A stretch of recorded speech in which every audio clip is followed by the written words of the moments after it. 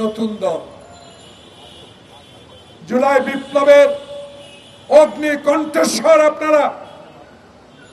আমার বাচ্চার যে বয়স আপনারও সেই বয়স। দল করেন,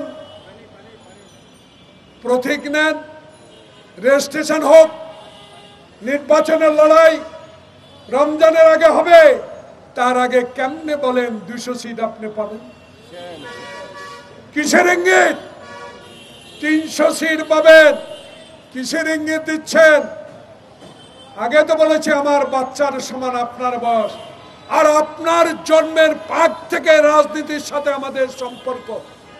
62-র আন্দোলন দেখেছি, 69-এর আন্দোলন দেখেছি, 62-র শিক্ষা আন্দোলন দেখেছি, 71-এর যুদ্ধ দেখেছি, এরশাদ বিরোধী আন্দোলন দেখেছি, হাসিনা বিরোধী আন্দোলন দেখেছি।